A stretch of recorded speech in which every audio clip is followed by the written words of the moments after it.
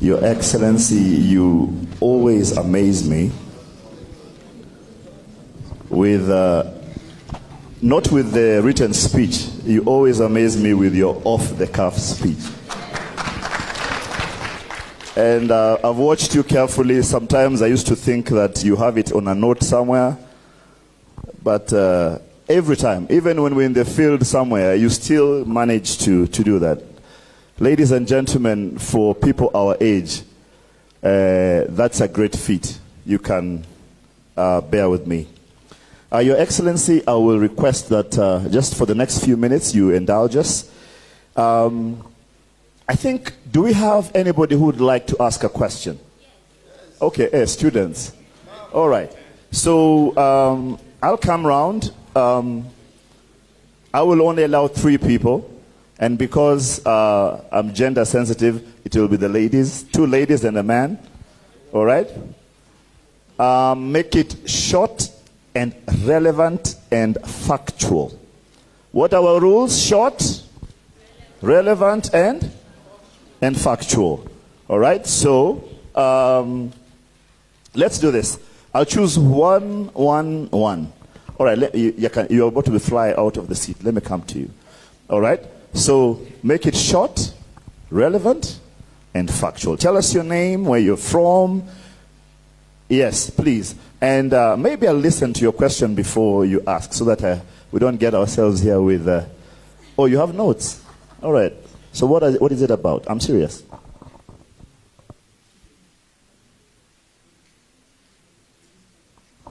Good. This is short, relevant, and factual. Please. Thank you so much. Baba, Honorable Raila Odinga, and all distinguished leaders present, how are you? My name is Sofina Merino, a consultant on youth and leadership in Africa. Now, one thing for sure, we cannot downplay the significant role mentorship plays in leadership development. And with the strides that we have started to make on accountability and championing for social justice, what can you advise from your experience to passionate individuals on the continent to ensure that we achieve success in achieving democracy, social justice, and have control of our continent? Thank you. Thank you very much. I also want to give a chance to those who are visiting with us from out of this country. Wakenya wanajua mnapambana sana. Anguka nayo. Where are you from? All right, please. Thank you so much. Honorable, they call me chairperson of Africa Union. My name is Eva Gerard from Tanzania.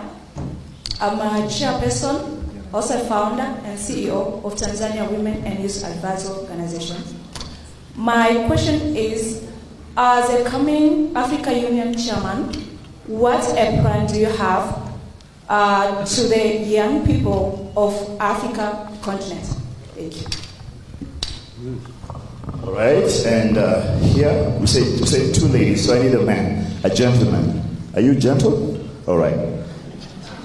Okay. Short, relevant, and senior. All right. Hello, everyone. Prime Minister, my question is very simple. We've had countless number of youth. Okay, my name is George Ngaira. I'm a businessman and also youthful and gentle, as you say. Honorable Prime Minister, my question is very simple and clear. We've had dozens of these youth organizations and conferences talking about youth, and we've always had policies that have been passed.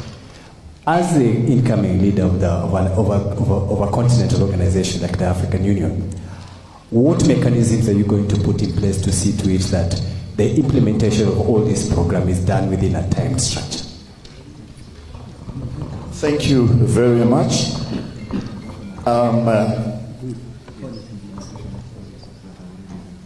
As His Excellency prepares to take the questions and give us answers, I'll shortly be calling a few people to receive some awards. As I call you, you'll just come to the front, you'll receive your award, we'll take a picture and you'll go back to the seat. Immediately after, the DG KSG has organized for us a cocktail right outside there. We shall have it, and then all of us shall go down to have our meal tonight. Baba, if you're ready, I'm ready. Thank you. Sophie, democracy, social justice, and accountability, what you call good governance in the continent of Africa. As you know, there are challenges. Africa is not uniform. There are countries which are much advanced at different stages. There are those which are still emerging. The others which are still under dictatorships and even military rules, as you know. So it is not a uniform thing, but you know that AU had passed a resolution to silence the guns by 2020. That was basically just a wishful thinking. Because you know, guns are still very much allowed. You go to the Sudan, you go to Somalia, you go to many places, guns are still very much there. What we want to do is first to ensure that these conflicts which are within the continent are resolved. There is a fund called the African Peace Fund, but not much has been put into that fund. When I go there, I want to ensure that that Peace Fund is increased, and that we have also a standing force that will help to enforce peace within the continent. Secondly, of course, we have a standard of good governance, and this standard, just like the European Union, first does what we call due diligence for a country to qualify to become a member of the European Union. This is something that needs to be done even within Africa, so that we have a common standard that all these countries are aspiring to achieve, so that there is what we call freedom of speech, freedom of expression, and also there's social justice within these countries, and to deal with issues of accountability.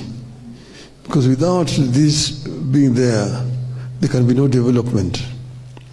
You can have all the good plans, but if you don't have a proper institutions and proper structures within the country, there will be a problem. There is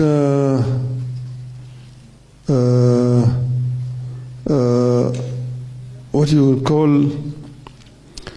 there is a reform committee which has been set up. This, and here I think I'm going to deal with let me deal with the second question of Eva. The EU plan to raise the youth. I've already talked generally about the potential of the youth in the continent. And I've said that we need to empower the youth by first imparting knowledge and technology on the youth, so that the youth are properly empowered to be able to realize their potential.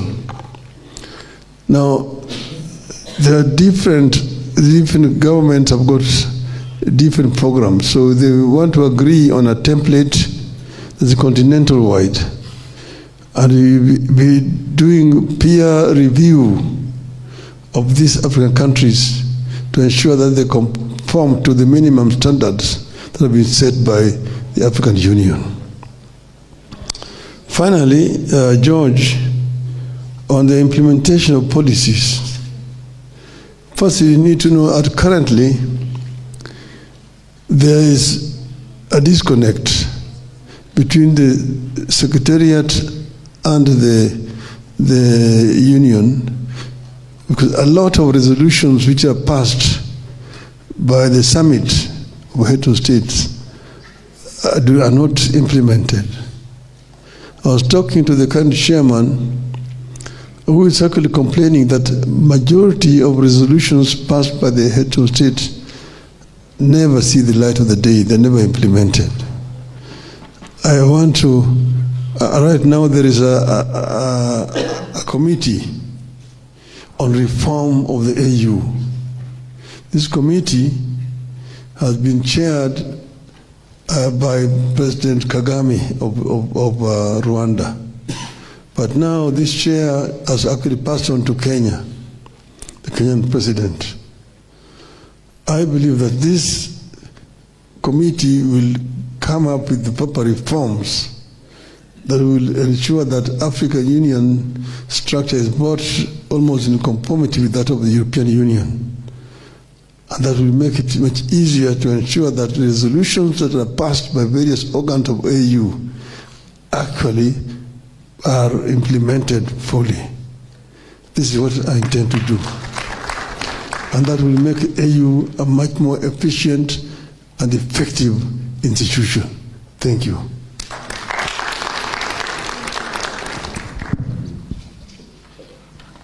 Hello. Thank you very much, Your Excellency. We are grateful. A round of applause, ladies and gentlemen. And once again, my name is Ambassador Thomas Kwaka Omolo, also known as Big Ted. I'm the immediate former Consul General for Kenya in Los Angeles. I just got home a few days ago, in case the accent confuses you. In case it confuses you, anguka na? Anguka na. Although Kenyans move on so fast, we haven't even learned how to gather properly. You guys already have brought something else, you know? And I'm sure this one will go that way. But that's Kenya for you, and that's Africa for you. Bright, brilliant, healthy, live, you know, just bubbling and blowing up on the Sims. Africa, let us tell our story. Remember what Chinua Achebe said, that